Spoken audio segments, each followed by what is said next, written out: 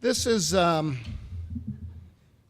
think, the sixth time that I have addressed the Green Gold Gala. I've been thinking a lot about time this evening as well. My wife and I, one of our favorite movies, and should be honest, it's not a film, it's a movie, has got a line that we use a lot around our house, and it's the line that time is a funny thing, funnier than Einstein knew. And if you have had a great night tonight, and there are so many wonderful people here, so many wonderful friends, so many people that you'd like to spend time talking with. If you're like me, there's a bit of this evening where you wouldn't mind slowing it down. And if you are in that boat, then your wish is about to be granted, because typically while I give these remarks, I am told by my daughters that time does in fact seem like it's going slower. You will often see them here at the front table. Jenny and Megan are here with us this evening, and they'll be checking their phones, trying to make sure that there's not some loophole in Einstein's theory and time hasn't actually stopped for us. In the 6 years that I've addressed this group, we've talked about a lot of different things. In the very first year, my good friend Joe Blake and I raised our glasses and toasted the start of the first campaign in the history of Colorado State University. And it's interesting because as I was reminiscing and thinking back over those years, I started to think about an interesting quality of time, that in some ways it blurs things, but in other ways it tends to make change stand out.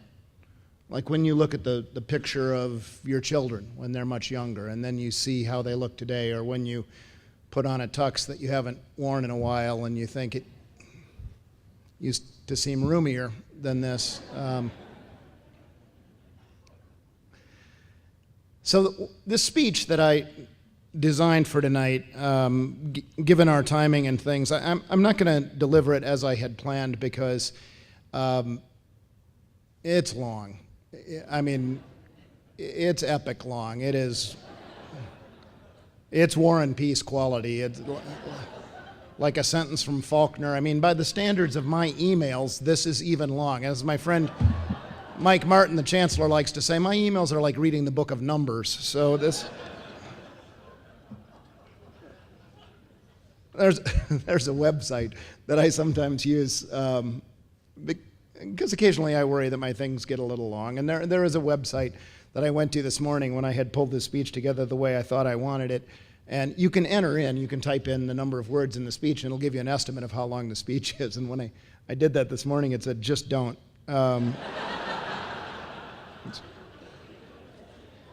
So before I start to do the shortened version, there's a couple of other things we should do. The Gala Gals, throughout the entire years of this event, you've been the people that have been the inspiration behind this. Where are the Gala Gals at? Where's that table? There we go.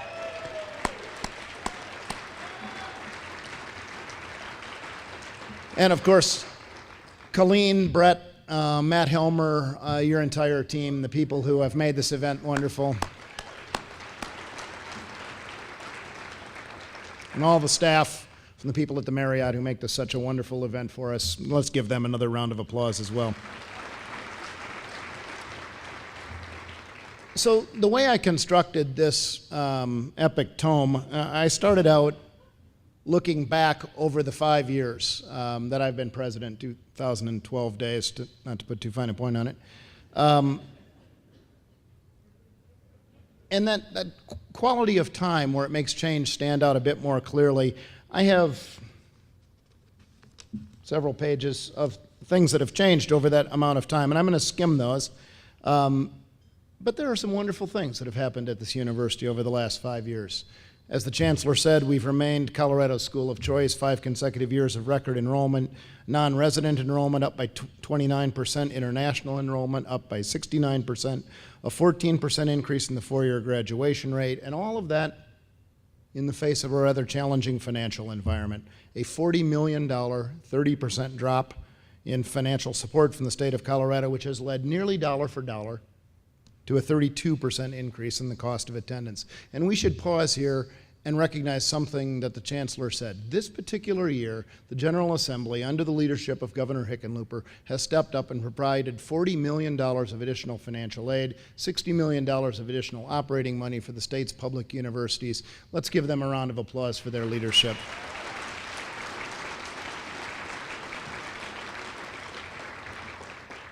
But despite that, this has been, overall, with the recession, a challenging period. And we've managed through that, managed to pay attention to affordability and access through a variety of programs. Through the Commitment to Colorado, we've seen a 158% increase in institutional need-based financial aid, an 80% increase in foundation-based scholarships. Total financial aid at the institution has increased by $27 million annually over those 5 years. We have trimmed budgets in a lot of places, but we've maintained our focus on academic programs, and part of that is how you see the wonderful success outcomes we've talked about. 30% increases in academic support services, and to meet student demand, we have launched 13 new graduate degrees, 12 new undergraduate majors, 17 new undergraduate minors. We've had a 12% increase in female faculty members, a 15% increase in the diversity of our faculty. In 4 of those 5 years, record research funding, 2 new National Academy members, 1 new member of the American Academy of Arts and Sciences who happens to also have won the Tyler Prize, an investment of more than $500 million in the physical infrastructure of the campus, 1.3 million new gross square feet, 2/3 of which are dedicated directly to academic instruction. We now, through engagement, serve all 64 counties in the state of Colorado.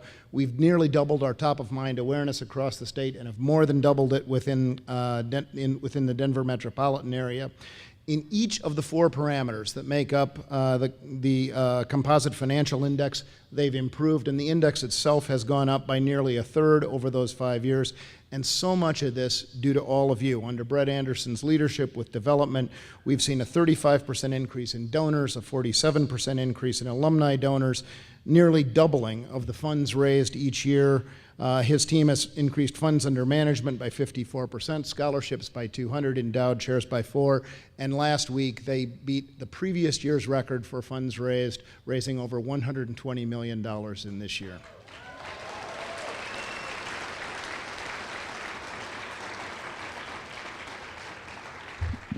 Fundamentally, what you have done for this institution, if I were to sum that up, and the other pages I've left out here, would be to say you have allowed us to set an expectation of excellence across the entire scope of the university, from zoology to athletics, and that is a very precious gift you've given us, so we are very grateful.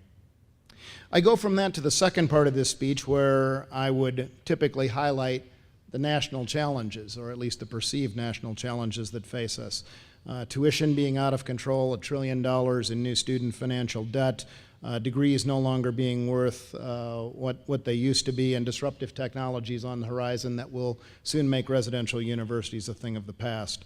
And then we go fairly rapidly, because I don't like to dwell on that section, to the third part of the speech, which is my favorite, where I take actual data and debunk each of those myths. Now, if you're a higher ed policy geek like I unabashedly am, this is just such a cool part of the speech.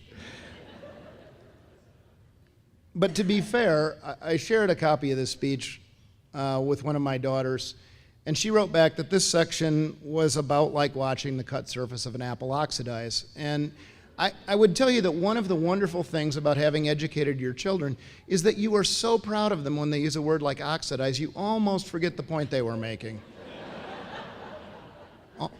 Almost. So I'll summarize just a couple of these things. You have all heard me say that we educate a student for the same amount today that we did 20 years ago. What has not changed fundamentally is the cost of education. What has fundamentally changed is who we ask to pay for that. That less than 1/3 of that $1 trillion of financial aid debt rests with the nearly 2/3 of the students that are at public universities, that they have the lowest default rates anywhere in the nation, that we return the state's investment in each student in less than 4 years, and that it's a 10-to-1 lifetime ROI. There's data from the most recent Pew study about college remaining a source of individual economic return. There's the American Enterprise study that talks about a 15% annual ROI on a guaranteed student loan. There's data from the last recession about every increasing level of education, decreasing by 50% the unemployment rate. This is such a good section of the speech.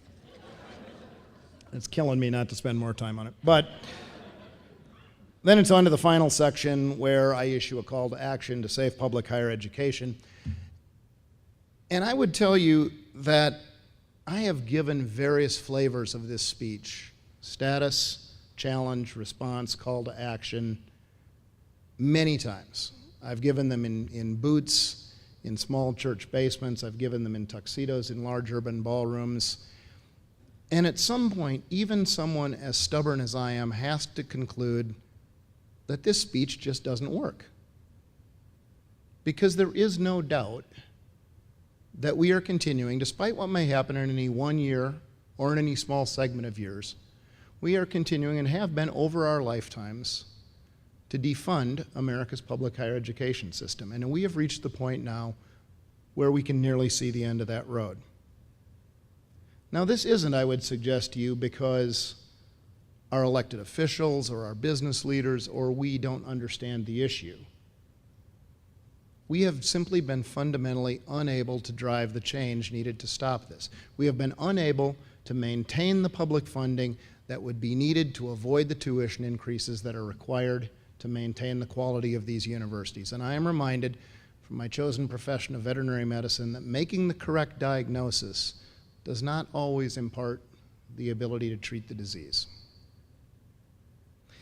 Now, at this point, the Gala gals are making a mental note to talk to Brett about maybe making a change next year, maybe giving Tony a rest, getting a different speaker.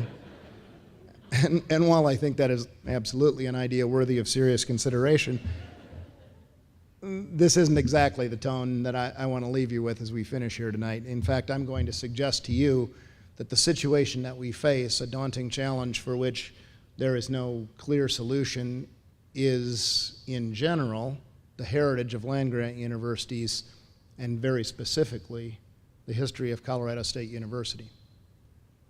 In the 1960s, when the fabric of our society was stretched to the point where it might tear and our campuses were burning, I doubt that President Morgan could have seen this wonderful future of this university clearly through those flames.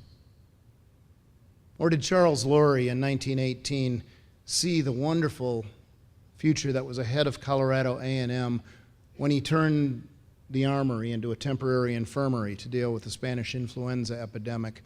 Or did the clink of those pails, the squeak of those rubber boots, and the stench of that place distract his view of that future?